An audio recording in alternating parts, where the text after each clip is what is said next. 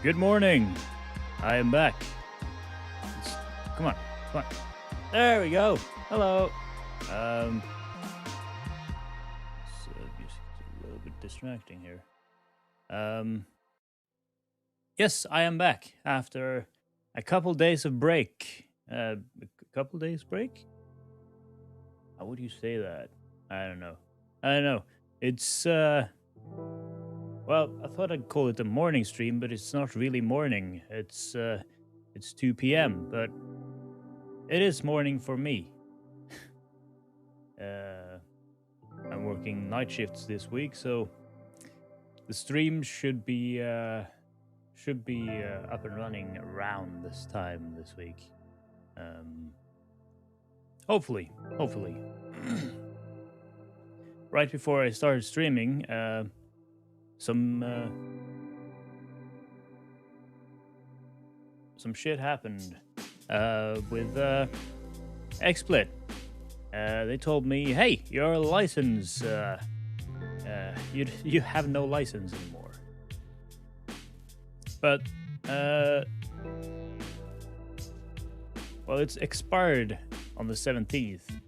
But they gave me one more day of that license, so yay, I can stream today and don't have to worry about that.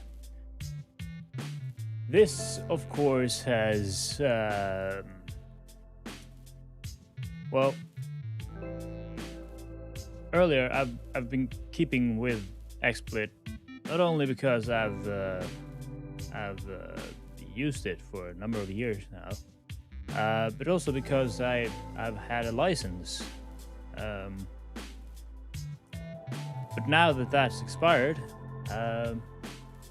I might be making a switch over to like Streamlabs or something.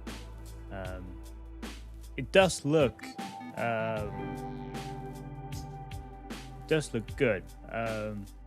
Back when I first chose XSplit, OBS wasn't. I didn't feel like it was quite where I would want it to be.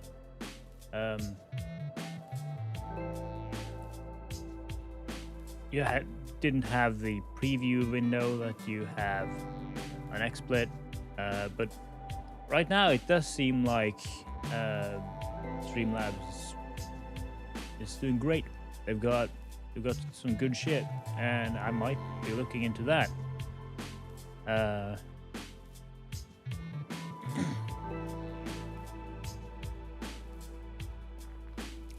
Also, I'm also thinking about doing that switch because I'm doing the switch from YouTube to Twitch. I think that's the correct move. I've been thinking about that for a number of weeks now. Been looking at sort of numbers, looking at like what Twitch does, what YouTube does. There are some things that I do like about how YouTube does their streaming thing. It's pretty cool. And I definitely like the editing part of it, where you can just go in and edit your videos and make clips and stuff. I really like that. But it does seem like it's harder to get going on YouTube than it is on Twitch. And especially with like Twitch has their affiliate program, and that seems a lot easier than what YouTube has set for their kind of thing. So yeah, I think I will switch over to Twitch simply because that seems where everybody is. But I do like the the editing and stuff on YouTube. So I'm sort of playing with the plan of multi-streaming, but having the YouTube stream be private, so that I get it on YouTube quick and easy. I can edit it right there and make the videos, but then the main stuff happens on Twitch. With the multi-streaming though, I don't know, especially at this point, I think it makes more sense to sort of build the community in one place rather than have it all split up. So some people watch exclusively on YouTube, others exclusively on Twitch.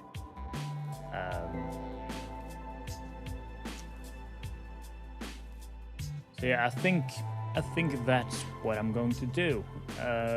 And for that, I think Streamlabs makes more sense. The same as Twitch makes more sense than YouTube for streaming. But yeah, that was. I kind of made up my mind when I saw the license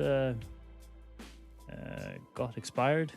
But again, that means learning a whole new program. And well, I am quite tech savvy, and I kind of like with software, if it's set up the way you would expect the software to be set up, it shouldn't take too long for me to learn it. It can't really be that different from XSplit. I feel like it's the same as with video editing and digital audio workstations and stuff, where they all basically do the same thing. They just have slightly different ways of doing things, of going about. You know, I do know that Streamlabs approaches the whole source thing a little bit different. I do like the way XSplit does it, where they have like a little bit of list, and you put them in order, and you know, you got the scenes, you got all that, you can make transitions. You know. But XSplit, everything is right there, and I'm not gonna be too much here with Streamlabs because I don't know it. I've watched one tutorial. But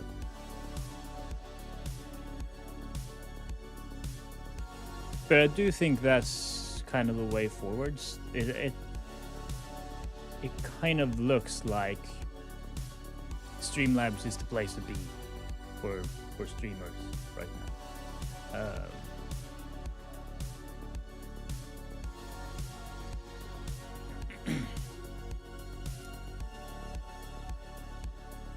So, yeah. I've also done, started kind of dipping my toes into commissions, which that was kind of the plan from the start, to get into making music for VTubers, like custom music. Be it backing tracks, background music, or just a song, an original song. And so far, I'm loving it. I've gotten so much good feedback on my work. It's nothing that quite beats the feeling of you know, getting the product together and seeing the well, customer be really excited about it and really like what you've done. That's it feels great. It feels good. So I'm excited to see where it's going. Of course, I feel like this is something that will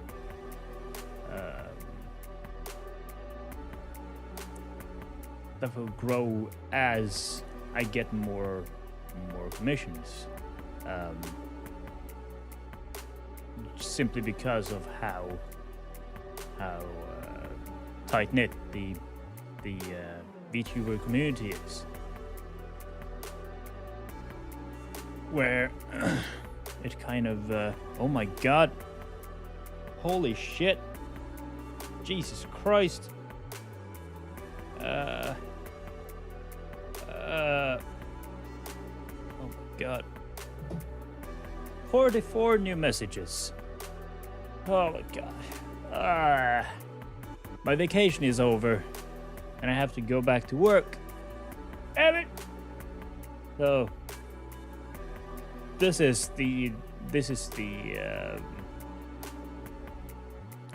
for real now, right? While I was on vacation now, I had all the time in the world. And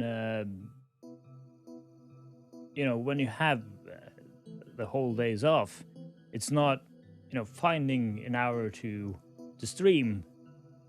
It's not that hard. When you got work on top of that, and well, plus my band now, we're getting into sort of album writing season again. So there's going to be more of that, and yeah, I got multiple things planned, which is going to take up a lot of time. So this is sort of the trial by fire kind of thing here. If I can keep streaming, well, pretty much every day. I kind of want to do that to really get into it, because if I feel like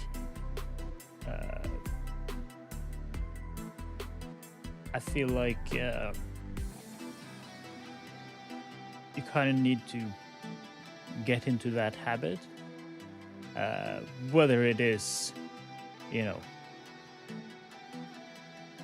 3-4 days a week, or as I'm trying to do, 7.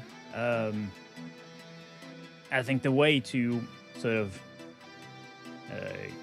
get your toes wet at the beginning is rather to have shorter streams but more streams, right?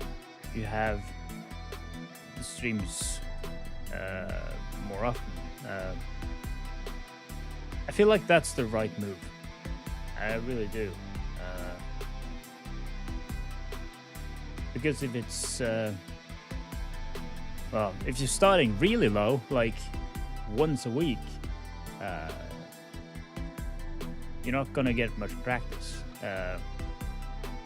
And practice at this is really important to get good at talking. Like right now there's no one in chat talking.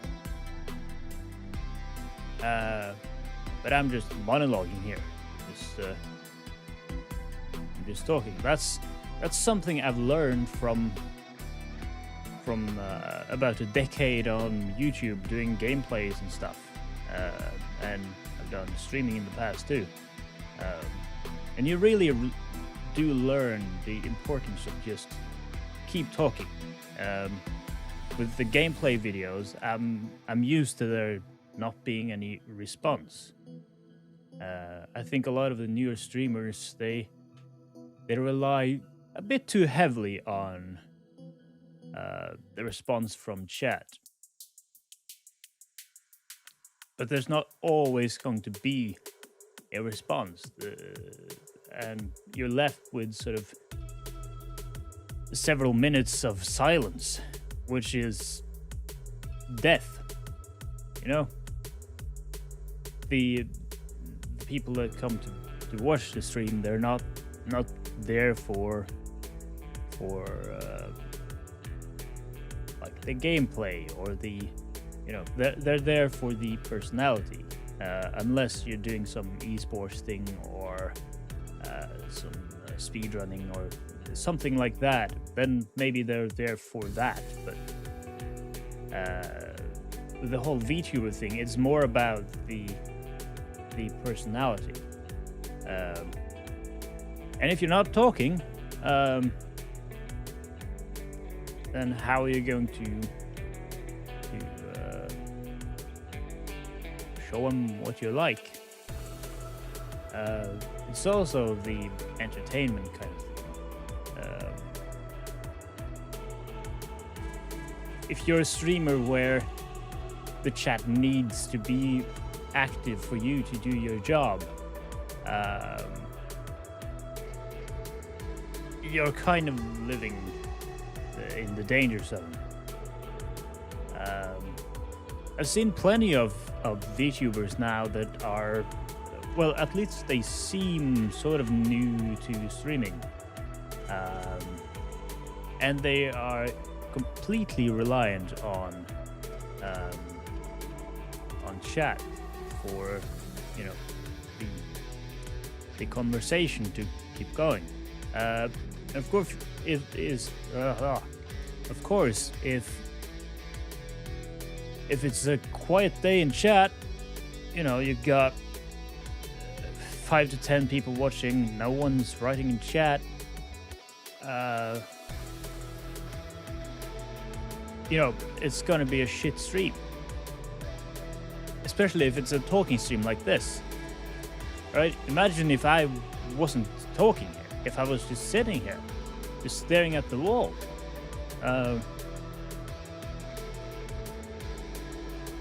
That wouldn't be great. Plus, we have the sort of stream delay, where it takes. I'm not actually totally sure what I think my stream delay is like 7 seconds, and 7 seconds of silence, if you're just getting into a stream, that could be enough for the viewer to just go, no, going on to the next one. So just talking, just keeping it going, is really important. Again, this is something I learned from making gameplay videos. I was, of course, around back when this sort of meta for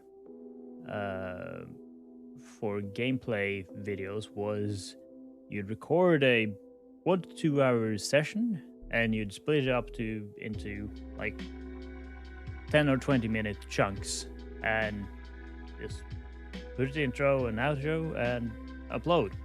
That's it, you know? And with that came a lot of,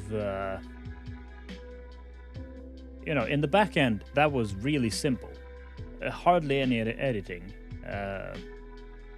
But in the front end, it was a lot more work because you have to be entertaining throughout that entire, you know, 1 to 2 hours. Of course, people weren't as picky back then. You could get a lot further with, well, shit content. But then, of course, that changed into more edited videos, where you have just the best moments. But that didn't change. Well, it changed the game from sort of just talking to trying to get the best moments. They changed the game in that way, but really you couldn't be sitting there in silence. You had to just keep talking and try to make jokes and all that. And again, if you're doing that alone, which I've done it both alone as a sole creator and within a sort of crew. And with the crew, it is a little bit easier because you have that response from the others. You can play off each other. But if you're like now, where I am, where I am, right here, right now, I have no response from either, a collaborator or from chat.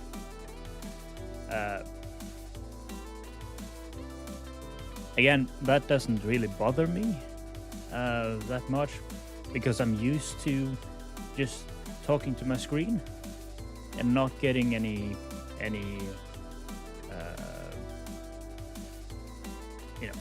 this just being a one-sided conversation.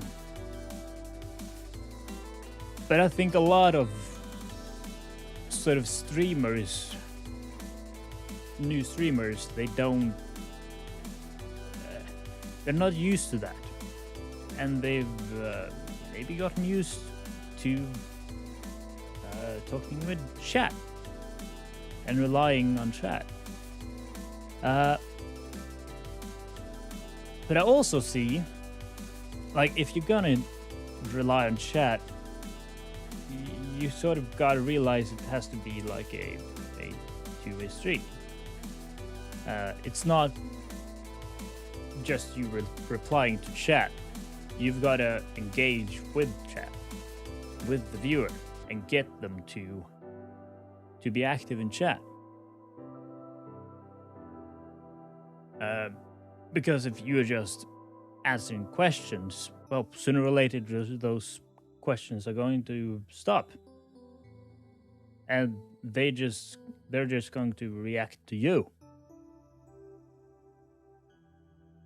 And I think that's when a lot of these newer streamers get into a bit of trouble, because they don't know what to talk about. They're sitting there in silence, not saying anything. God damn it! My coffee went cold. Ugh.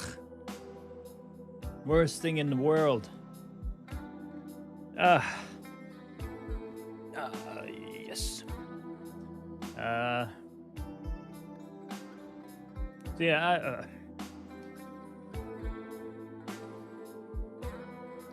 once I move over to Twitch, I think that's really when I'll start collaborating with people, getting people on the stream and being on other people's streams.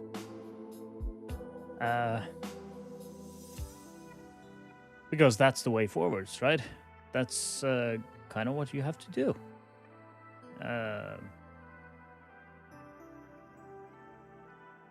And let's see, where was I going here? I do hope that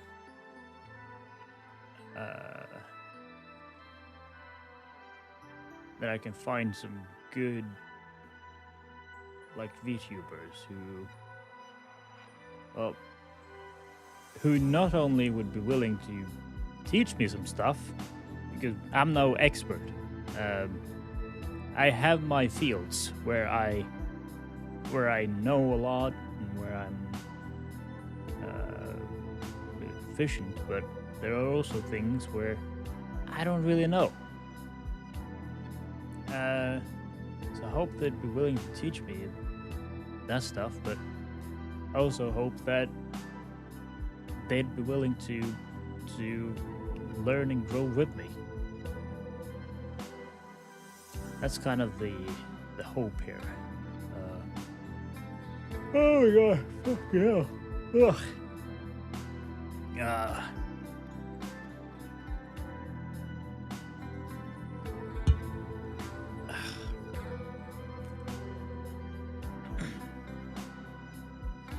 And yeah, I think oh,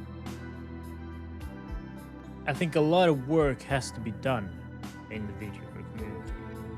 Uh, I've seen a lot of slightly worrying things.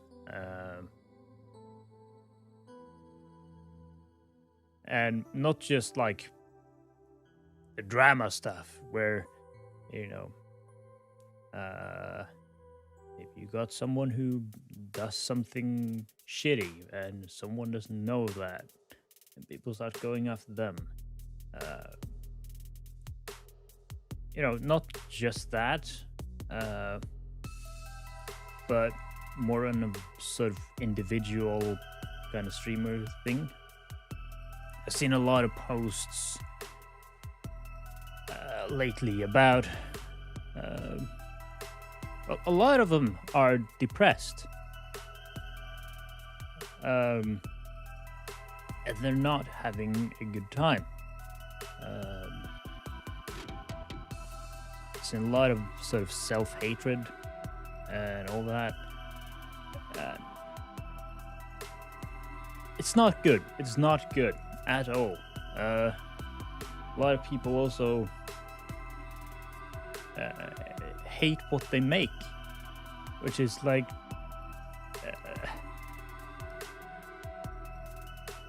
it is a bad thing to see, and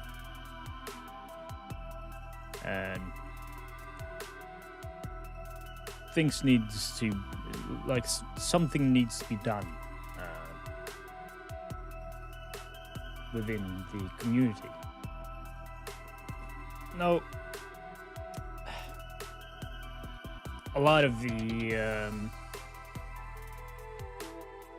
sort of depression and all that, I do believe comes from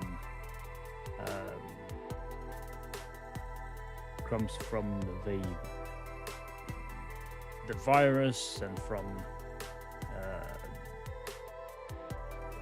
just the state of the world at the moment. I think it's very easy to get caught up in that and just have that go on repeat in the back of your mind, especially with social media pushing that shit so hard. So I think some of it comes from there, but it also I think it also has something to do with sort of the growth in the community. Of course, you have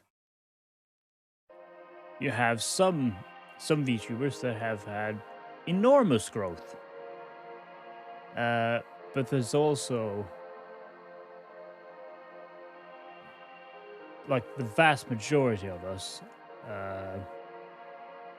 have just like not that much growth.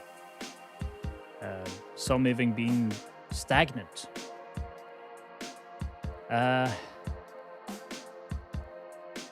Especially for those that saw a lot of support, a lot of growth in the start, and who are now seeing it sort of drop off. I think that could have something to do with it as well.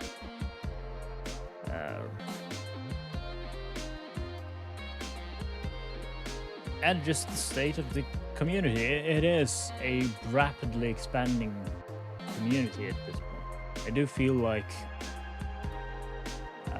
the English-speaking VTuber community was at one point so small that everyone knew everyone, and there was plenty of space to sort of do things. But now, with the increased popularity of VTubers and VTuber content, there are so many doing it that a lot of people, I think, get the sort of sense of being being buried in all this new stuff coming out, where it is not that easy to stand out. That, of course, is just a change of strategy. But I don't know. A lot of the VTubers do seem to be on the younger side. Mid to late teens seems to be kind of the vast majority. And then you got old people like me and Mythic Mark.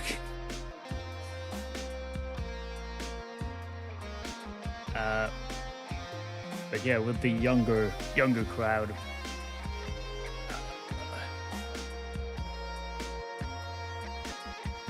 I think they're also more susceptible to stuff like that than us older people.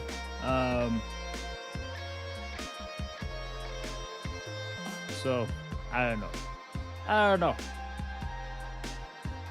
I'd need to speak to them on an individual level to just sort of try to get what they're all about.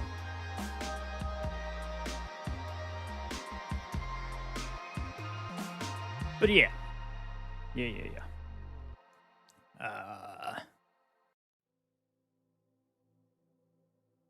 Another news though, I've still sort of got a hangover. It's one of those really bad ones that you don't really feel well before, it takes a week to really get over the hangover. It's one of those. And I've got aches and pains in my entire body. And yeah,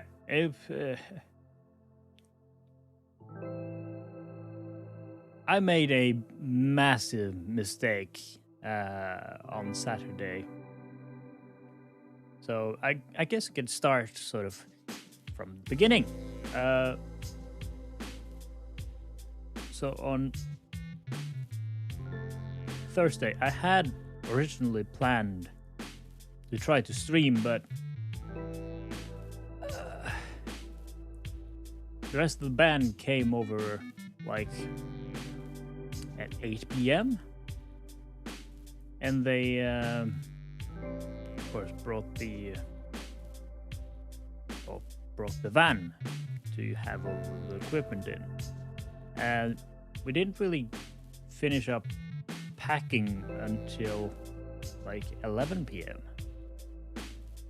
And after that, I had to pack my shit. Sleeping bag, tent, clothes, all that. And then, of course, I hadn't eaten dinner, so I had to eat dinner, and at that point, it was getting so late that I didn't really see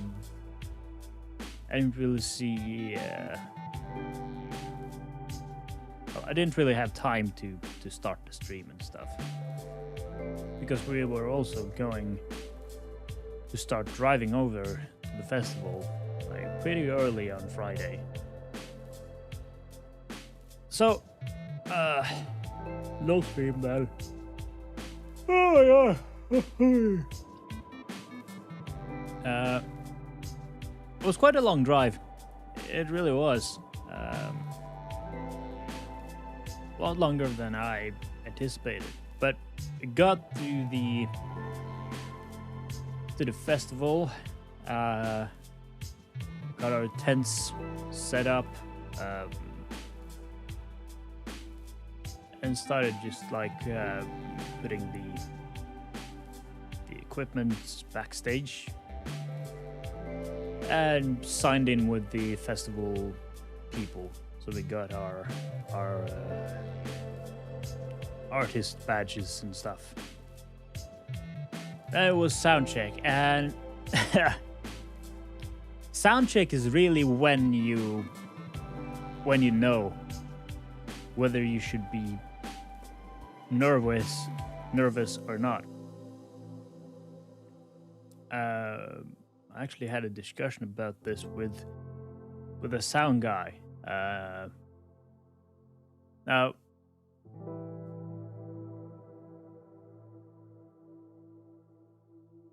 my kind of idea about it is your performance doesn't change too much whether, you know, things work or not.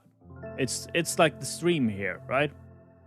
My performance, I aim to have my performance be top notch no matter what. But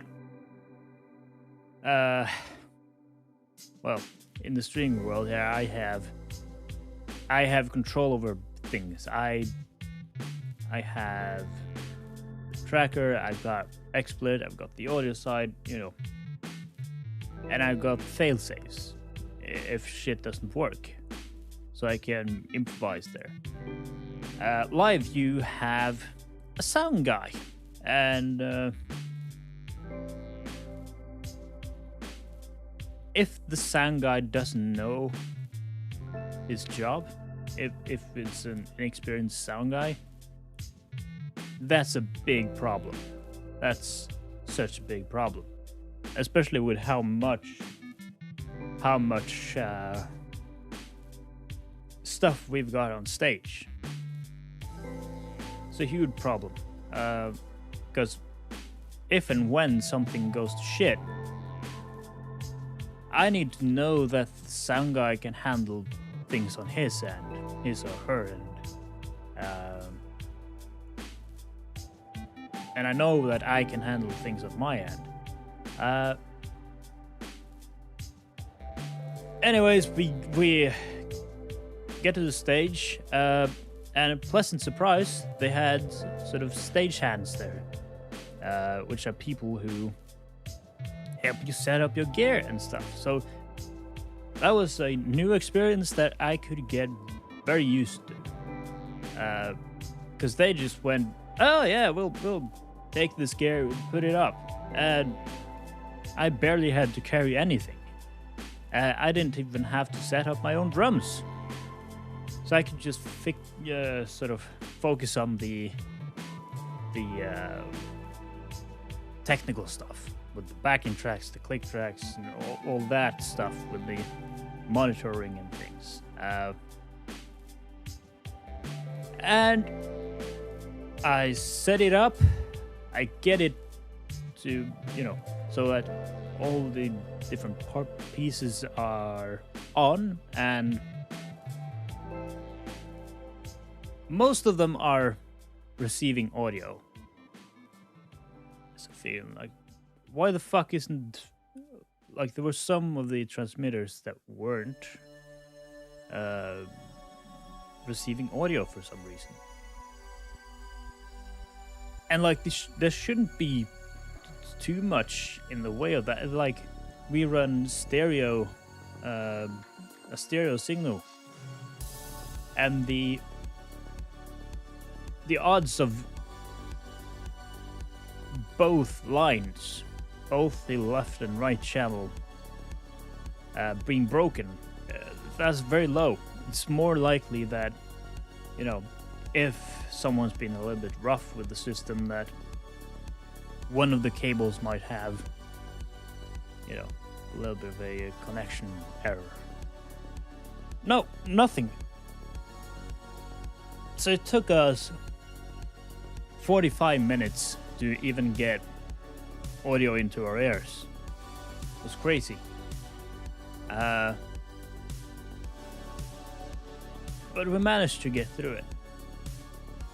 And we managed to sort of switch things around, so those of us that needed click in our ears, we had that.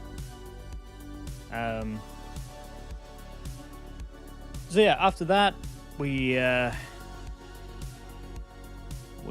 so went to our campsite, hung out for a bit, then we went and ate, and just waited for our return. And when our turn came to go on stage, we went up there, got our gear set up, did a little bit of a line check, and I hit play.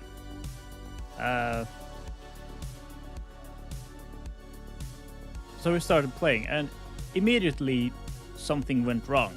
Of course, as a metal drummer, I use what's called a double pedal, which you have 2 beaters on the bass drum and 2 pedals. The 2 pedals are connected with sort of a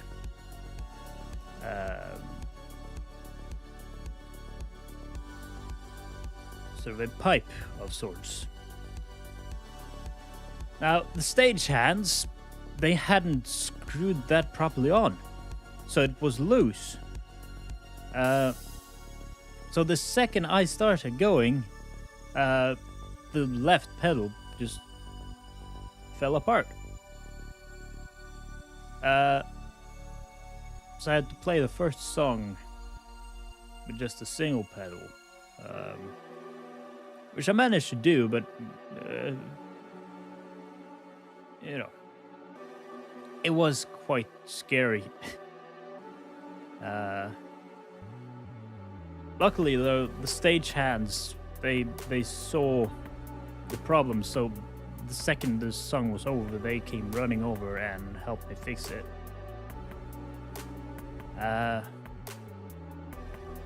We also had problems where some of the inner stuff just fell out, so the one of the guitarists, his in-ear just stopped working. So midway through the set, it's crazy. Ugh. Anyways, though, the set was crazy. I think we had by far the biggest crowd of people, and I think of all the bands, our crowd was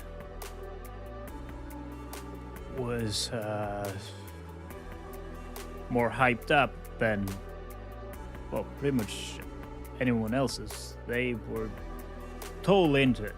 They were 100% with us. That was nice.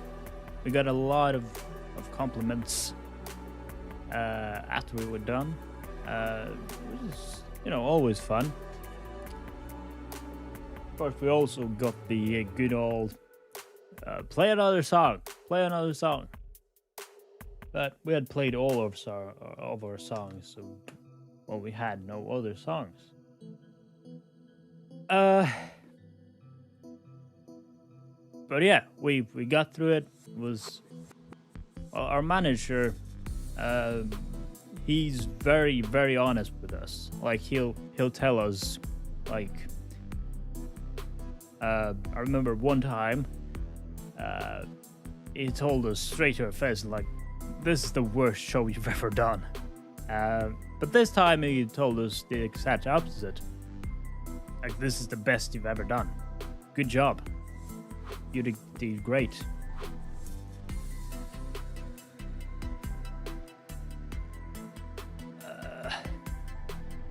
So after we were done playing, we went. We packed away some of the gear, and we started drinking. Thankfully, the temperatures weren't that bad, so I wasn't that sweaty after playing.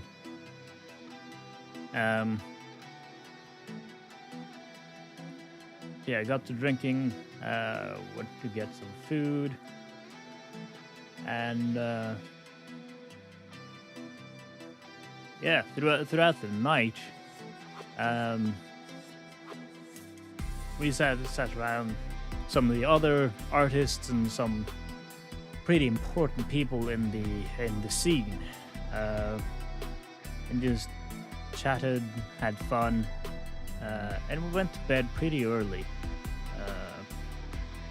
But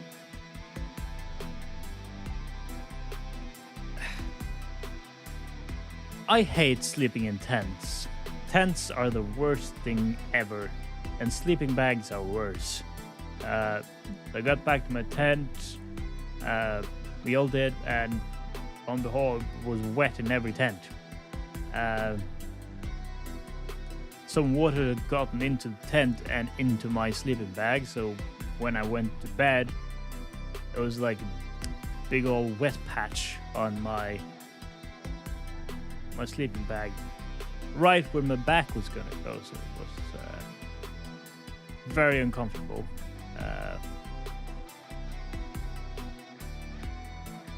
But at least I was so drunk that I could sleep. We were waking up on Saturday by one of the band's sound check. This was a sort of 2-day affair. Yeah, we went up. Got some breakfast, and this guy comes up to our manager. This was kind of a sponsor of the entire festival, and he also was sort of affiliated with one of the bands. So this guy was super important guy. He comes to us and goes, "Hey, you told me last night that you'd like to give me a favor, do a favor for me," and that's kind of what our manager does when he's drunk. He just goes around talking to people, networking, and trying to sort of get favors, right? And do favors. So we needed to go get beer for this band. So we went on a little bit of a drive, and how much did we spend on it there? The guys just sent like, let's see, the equivalent of $200, and I spent almost all of it on beer for this other band. Also, there was a proper toilet at the store where we went and bought. Because at the festival there were only porta potties and they were fucking disgusting. So we could use that. Could do a little bit of a wash in the sink there, which was really nice. When we got back, the sun was out, there was a little bit of breeze, so we just went back to our cabin and sat down, smoked some cigars, drank some whiskey and cognac and beer.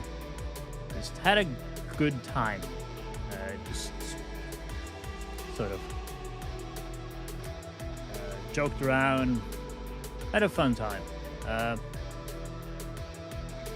Then the festivities started. So we went into the festival kind of area, found ourselves a place to sit, and just sat there and drank.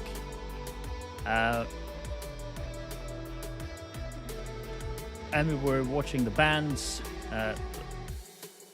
like at the level where sort of we're playing. You do get the occasional like professional band, like people who have been doing things for like 30-40 years. But we're not quite in there yet. But at our level, like, it's sort of teetering between being pro and just a band that does thing for hobby, right? So everyone is super good at what they do.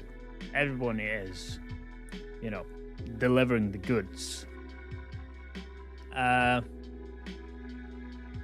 we saw many great live shows. A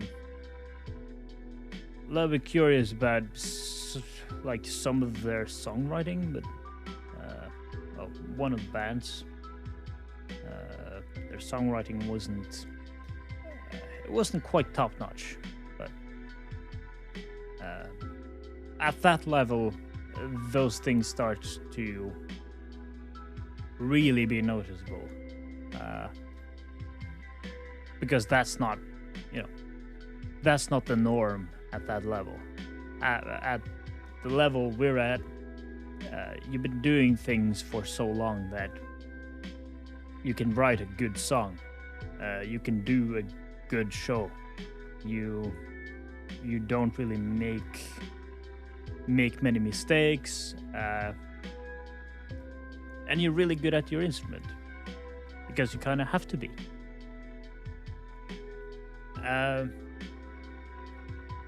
But yeah, we had a good time. We talked to a couple people, met some important people, and then after like the last band, we went backstage because there was one of the bands that I really wanted to talk to.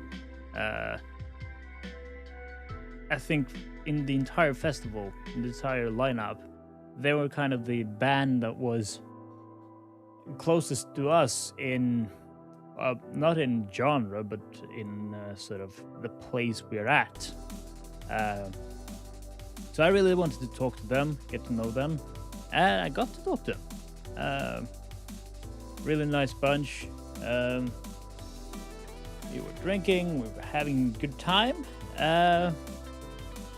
And then the idea came around of, hey, we should go to the festival camp.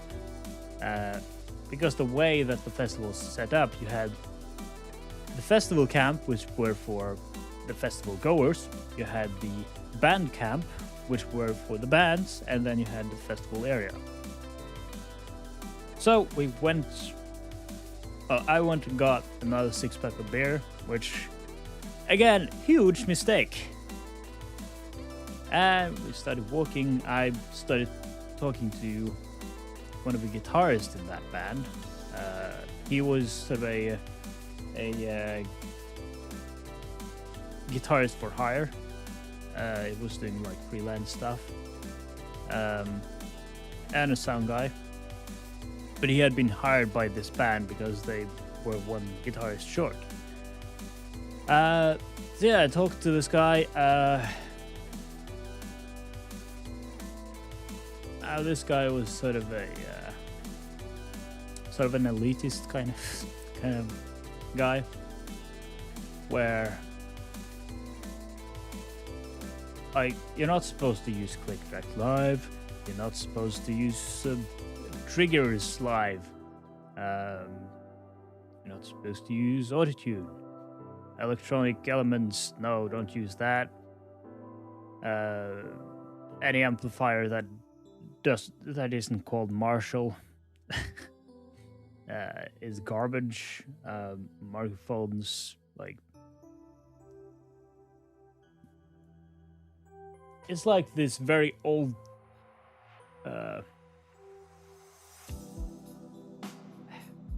I guess this new way of looking at old school music production and stuff, which is kind of weird. It's something that's been around now for a while, but it wasn't like that back in the day. Like, people in the, like, 60s, 70s, 80s, they were kind of doing things, just like us musicians and artists nowadays. They were innovating, and just, if it works, it works. If it sounds cool, it sounds cool. They weren't too worried about, like,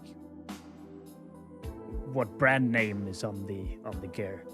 Weren't that worried about like this being the best. But that's the sort of elitism that has come around since then. People who are elitist about the past, where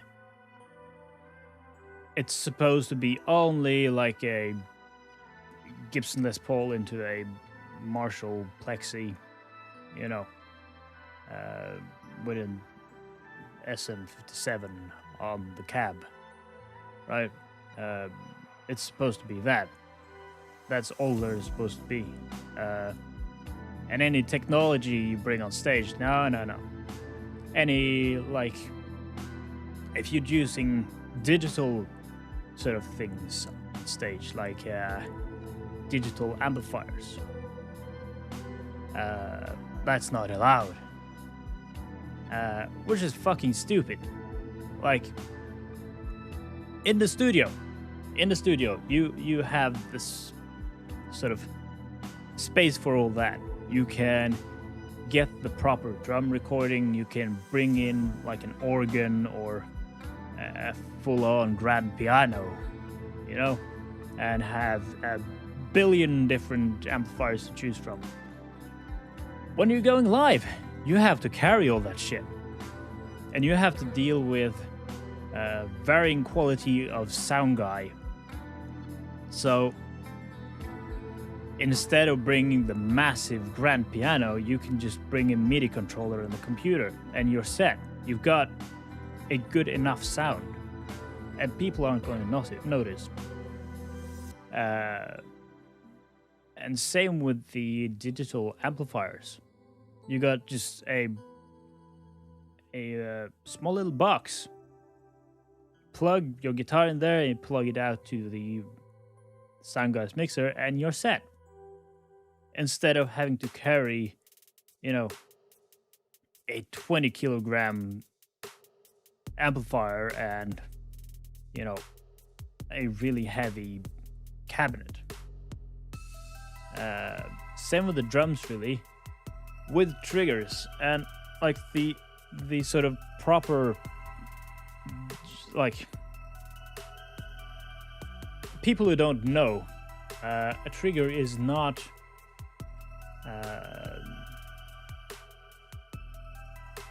something that really affects the playing. It doesn't.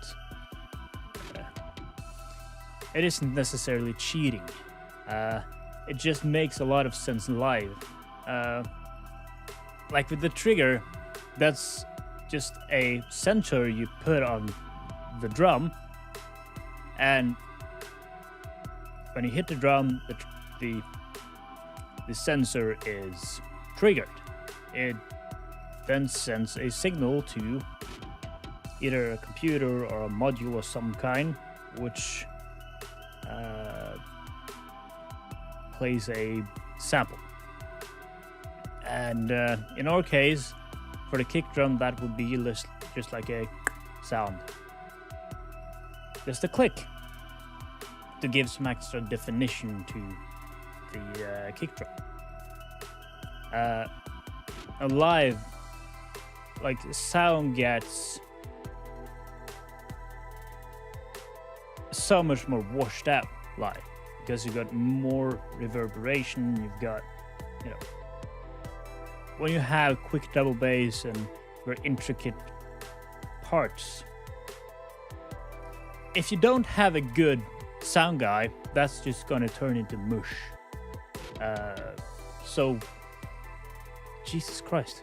So with the click, you get a more defined sound, no matter who the sound guy is. So yeah, live is all about,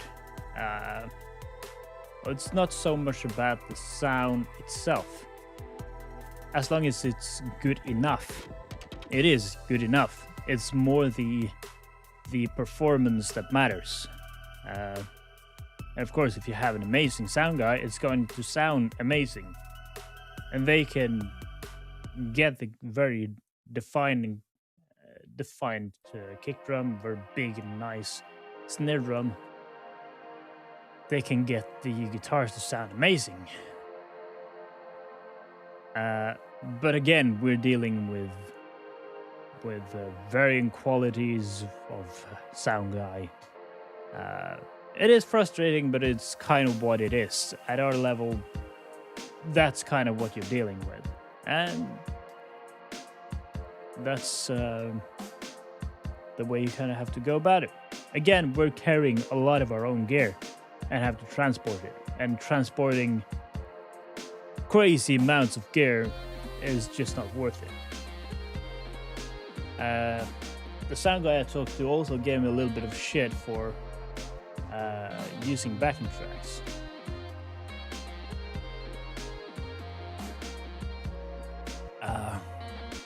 Now, backing tracks too have sort of bad reputation. It's kind of like about the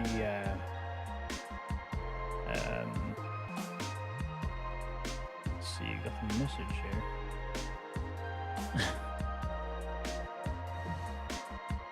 Because people get sort of images of pop where there is no live sound, there is just the backing tracks, but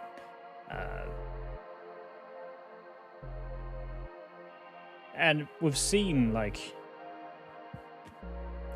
bands use backing tracks in different ways, where maybe they have vocal layers in the backing tracks to beef up the vocal. We use it mostly for like instruments that we don't have on stage. If we, for violins, for piano, for that kind of stuff, for synths.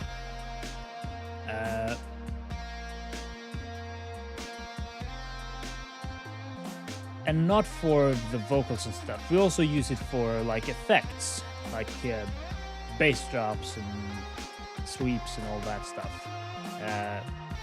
His argument was, well, why don't you just get a keyboard player?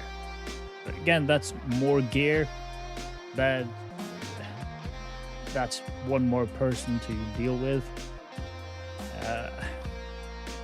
Maybe in the future, but for now, this is just so much better. So yeah, this elitism, not a big fan. So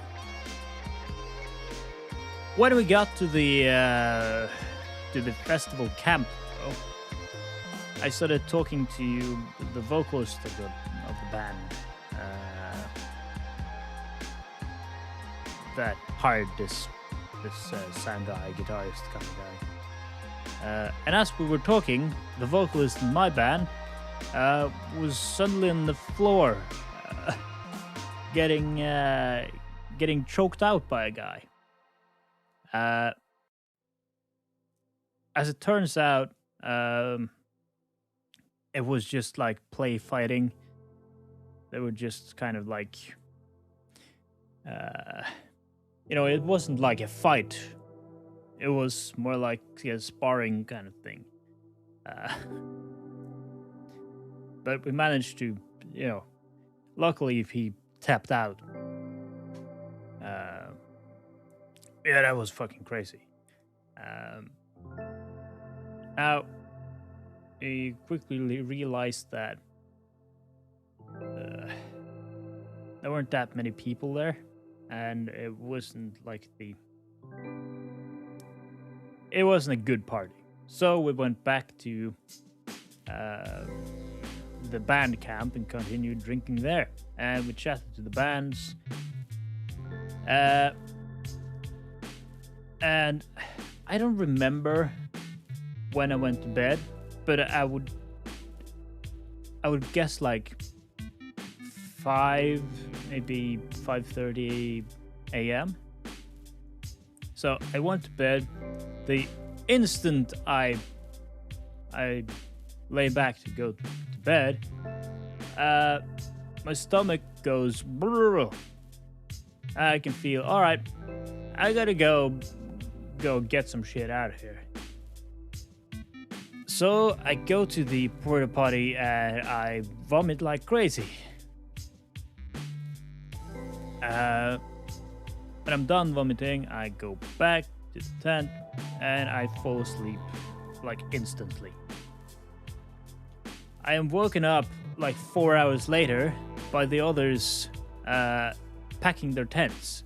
So me still kind of drunk. I crawl out of the tent and start packing together. I was still kind of drunk, as I said, but I got the tent together, we got all the gear in, and started driving. On the way back, though, we started having car trouble. Like the brakes on our trailer just sort of locked themselves, so we had to fix that. Then the servo on the steering of the car, there was some problems there, like an oil leakage, so we had to keep refilling that. And you know, it was just horrible. Everyone was really hungover. I started getting hungover then. And yeah, we got home. First thing I did was take a shower. Then I had some food and I went to bed. Slept for an hour, got up. And at this point, I thought, well, maybe I'll do a stream. But I just felt horrible. Aches and pains. I was really hungover.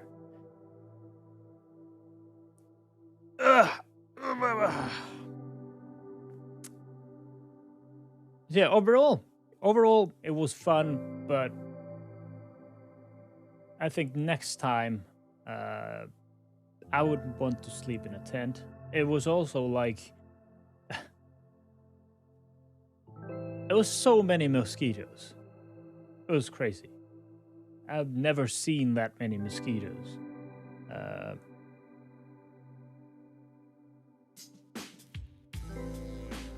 And got quite a few bites to show for it.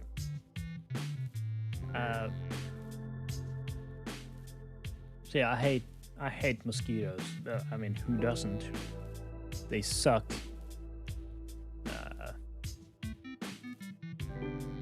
And there were just too many of them. And it was raining, and it was, you know, the show part of it and the concert and all that was great. And the people who ran it were really nice. The other bands were really nice. But I could do without the camping part of it. I kind of feel a little bit too old for that stuff now. Back when I was younger, then maybe like you get drunk and go sleep in a tent, no problem. You're up the next day, feeling good. But nowadays, like after a 2-day stint like that, and I'm gonna be feeling this for this entire fucking week. And like aches and pains everywhere. My back is completely fucked. My arms, I can feel it there. My legs. Getting older, man. Getting older. It's a bad deal. Let's see here. Do I have some?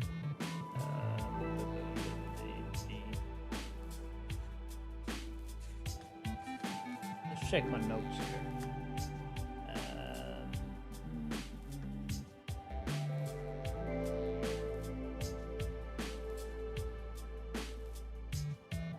So yeah, I like with the VTuber thing, I was on the daily report from UPG, I think their name is. It was great. Really good that Um,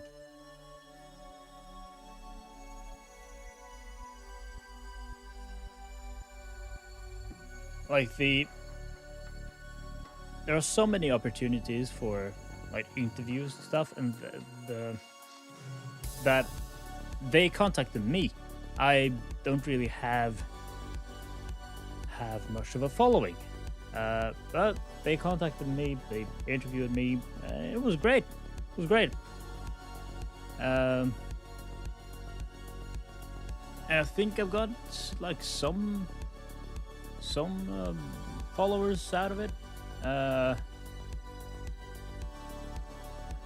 As of right now, I got 34, so we're getting there.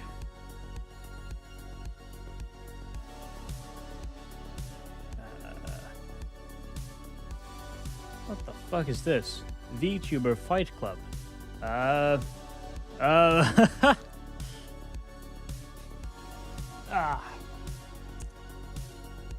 Twitter stuff is quite crazy. So a lot of ideas floating out there.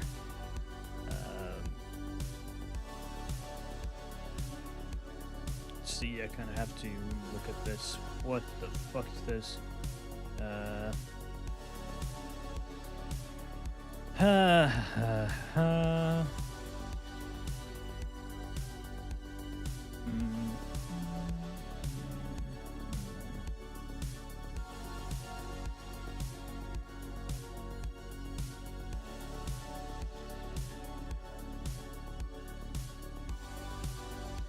Crazy shit. Let's see. Got a friend request. Oh, Jesus Christ. What is up with people?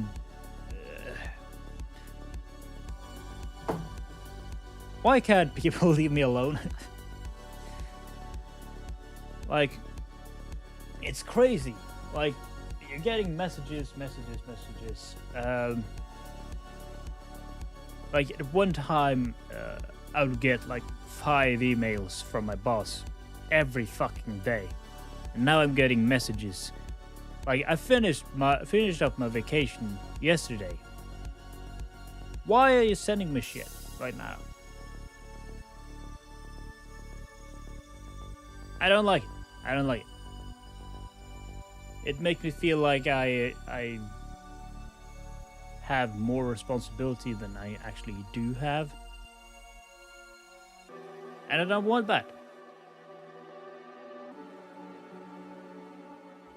Like, I want to focus as much of my time on these projects, on my band, on this stuff, and on other musical projects. I don't want to have to put too much time into my actual job.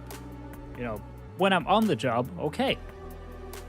When I clock in, I am on the job. But when I'm clocking out, don't fucking call me. I don't like it. I'm not paid for that. At least if you're gonna call me, fucking pay me for it. It's, you know, it's the saying that if you're good at something, you never do it for free.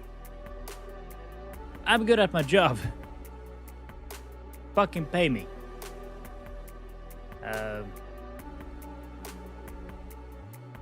Yeah, that round aside, I have some things that I need to buy now with the audio setup.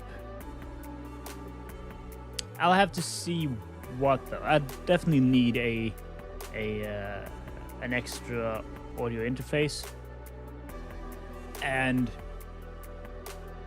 possibly also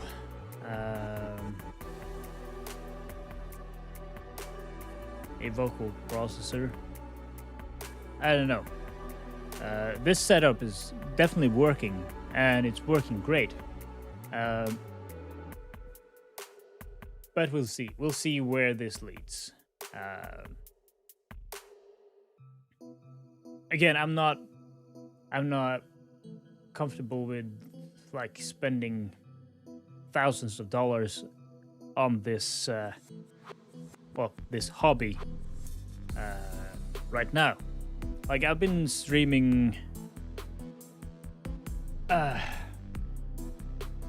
I think I'm on a month now, maybe. Not 100% sure when my first live stream was.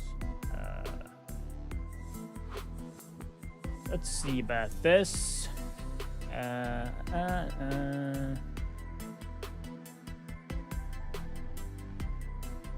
My first live stream was the 3rd of June. And now it's the 20th of July.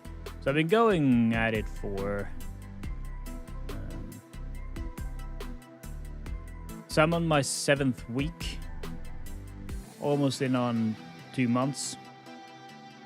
I haven't had that... let's see. 1, 2, 3, 4, 5, 6, 7, 8, 9, 10, 11, 12, 13, 14, 15, 16, 17, 18, 19, 20. So this is the 21st stream. So I haven't been doing it for that long. I kind of want to do it a little bit longer and sort of see how much I enjoy it.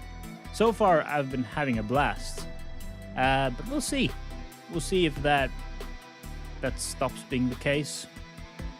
Like, I'm still in the bubble of having just started and everything being new and exciting. So we'll see where this leads. But if I'm still doing this in like December, then I might buy myself some new and cool equipment to make the stream better.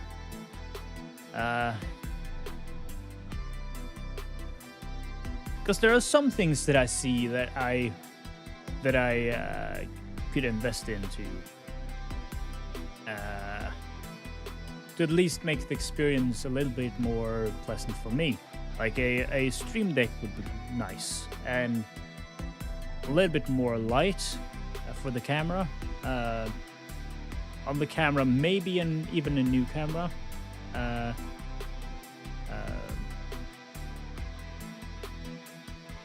I don't know about like other sort of trackers, like for the hands and for body stuff. I do have a Vive, and the base station is there. So I don't know that it could be that much more difficult to get like full body stuff set up. I know that Vtuber has like full body support,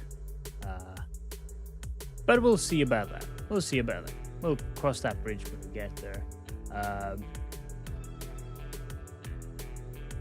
Also, for the audio stuff, I do kind of want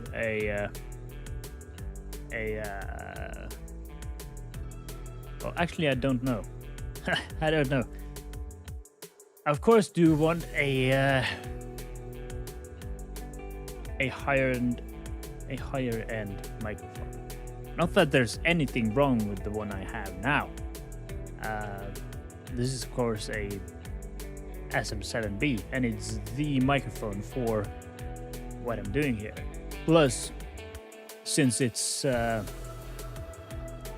directional, it's not getting that many reflections.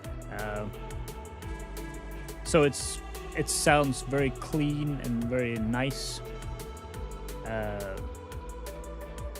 With another mic that maybe has some omni kind of stuff or some other pattern, pickup pattern, you might get a little bit more of the room, so it might not sound as clean. Of course, my studio here, it is acoustically treated, but it's not treated as a sort of vocal environment. It is treated as a like music studio. Um, so there's a little bit of a difference there.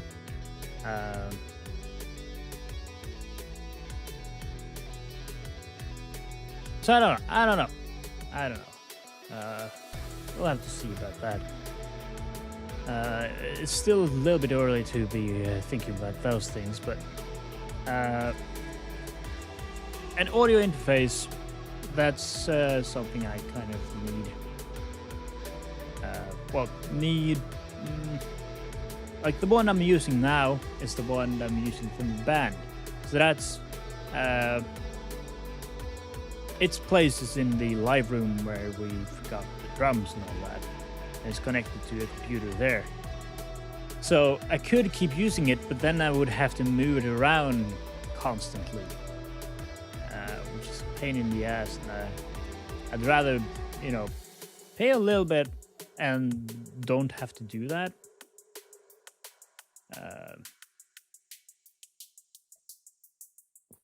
Because I find that the more work it is to set up things, the less likely you are going to do it, right? For the music stuff, my drums are mic'd up and ready to go. So sort of the barrier of getting, of recording real drums is pretty low. I basically just have to press a couple of buttons and we're going. But if I had to set up the microphones every darn time, I think I would use like software drums a lot more, just because it's easier. And I can't be bothered to, every time I want to record drums, set up everything. And it's the same with this. Like if the setup process becomes a lot of, plugging cables in here and there and all that, then I'm just not gonna do it. Or it's going to affect my practice for drums. Because if it's set up in here and I have to set up things in the live room every time, I might not go and practice. That's sort of how my entire studio is set up. It is set up so that everything is so easy and quick that it's almost as easy to use the guitars I have, or the synthesizers I have, or the drums or amplifiers. Everything is already set up and ready to go. So it's almost as easy as using, plugins in the digital audio workstation.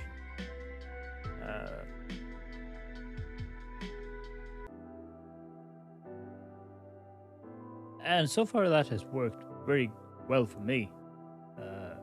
Because I know myself. I know that if I have to go through a 30-minute setup every time I want to do something, I'm just not going to do it. So that's my workaround. It is quite a bit more expensive, but I feel comfortable, paying for that extra productivity.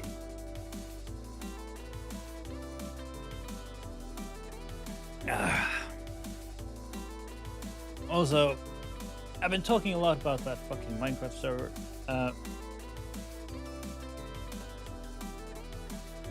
I think I will take the opportunity when I move over to Twitch.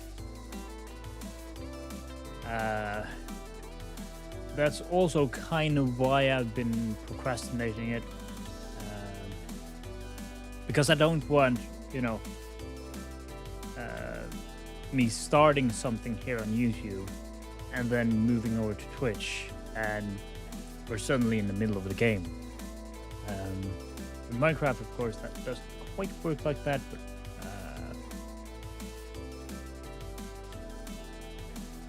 it feels it feels like the right move to do it that way.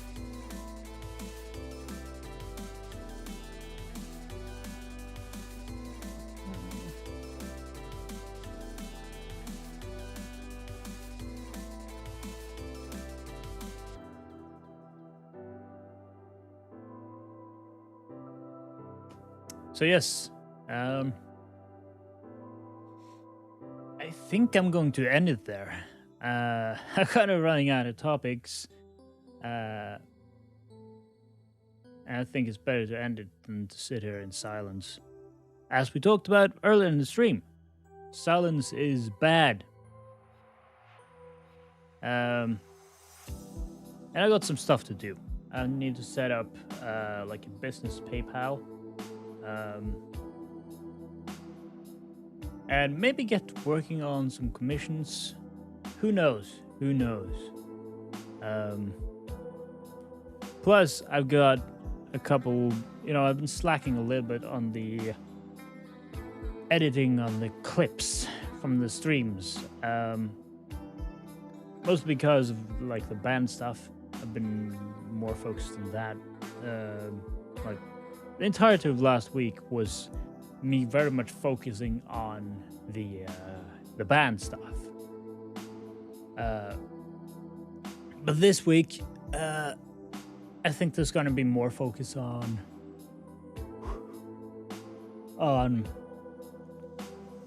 the Vtuber stuff. There might be some stuff in the weekend. Who knows? Like, all of our equipment is now just sitting in my garage. So I gotta set that up. And one of the guitarists is coming over to help me. But who knows? Who knows? I'll still really try to stream every day. And now today, tomorrow, and on Wednesday, that will be pretty much at the same time as today. Then on Thursday, it's probably going to be a late stream again, because I'm done at work at 11 p.m. Then when I get home, probably gonna grab something to eat, and then maybe we'll be live at midnight, doing midnight stream. We'll see. I'll also start doing some testing on Twitch. I have, of course, streamed on Twitch before, multiple times. Even sort of semi-regularly back in the day. But when could that have been? That must have been like in 2015 or 16. Because before that, I was streaming on Hitbox. Also, I feel like I went back to Hitbox.